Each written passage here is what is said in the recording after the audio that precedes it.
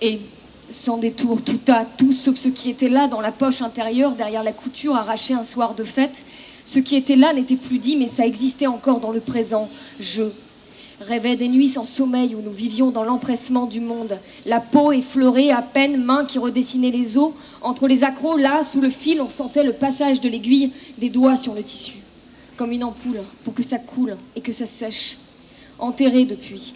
Griffure sur les bras, je rêvais des ombres dans la nuit, à croquer dans les noyaux, sentir dans la gueule les morceaux de nous, d'entroués et fondus.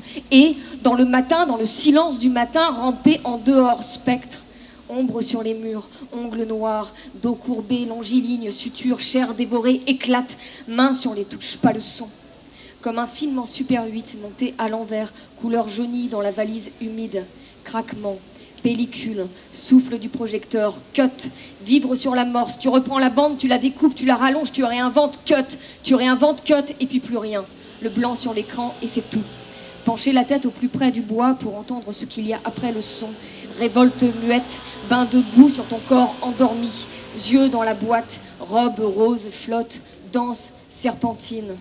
Et on porte un masque d'argile, on ne s'approche plus du soleil, on se maudit soi-même, on improvise entre deux silences, on finit par douter du jeu, douter du il, douter du verbe lui-même. Et serrer fort, briser le muscle des cauchemars, entre les deux cerveaux, le contracter, le soumettre, le masser, le presser, bout de langue écorché, mettre une flèche vers le haut. Envelopper les hémisphères dans du papier bulle, mettre du rouge sur les ongles pour que ça s'atténue, pour que sous les pupilles les poches se lissent, placer des pièces sous les paupières, requiem. Appuyer dans les creux et percer les cratères secs, arracher la peau morte des lèvres entre le pouce et l'index, lécher le rouge, l'étaler sur les joues, sur la gorge, sur la poitrine, répandre, répandre, répandre.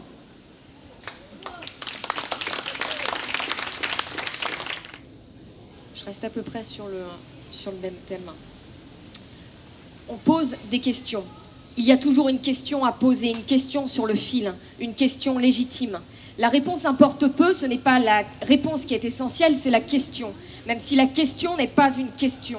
On sait très bien que ce n'est pas une question, mais on la pose, la question. On se moque bien de savoir si elle est déplacée, la question. On se moque bien de savoir si elle remue, la question. On se moque bien de savoir si elle est violente, la question. Là n'est pas l'essentiel, seule la question importe. Alors, c'est pour quand ? Enfant, finalité, on te demande ton âge et ensuite vient l'horloge biologique. Il ne faut pas plaisanter avec ça, après ce sera trop tard et tu ne seras pas. Femme accomplie, femme épanouie, femme entière, femme aux 1000 bras, tu comprendras ce que c'est la fatigue, car le célibat ne permet pas la compréhension. C'est la vie facile, le célibat. Et c'est un peu une malédiction aussi, le célibat. On n'imagine pas le bonheur de cette manière. Être mère, devenir une vraie femme. Tu comprendras enfin ce que c'est que d'être une femme. L'enfant est une finalité, le passage obligé dans la vie d'une femme. Alors on te pose la question, on te demande pour l'enfant.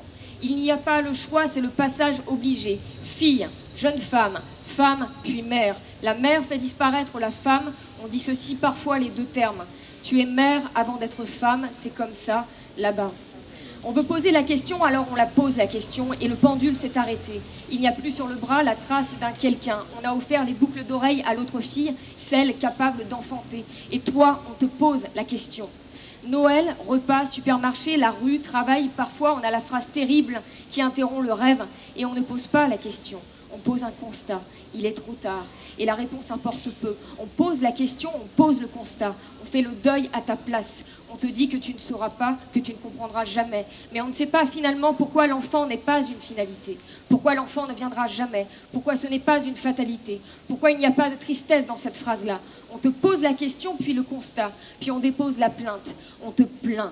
Et sur le bras, en effet, il n'y a plus de trace de ce quelqu'un. Alors, quelle est la question ?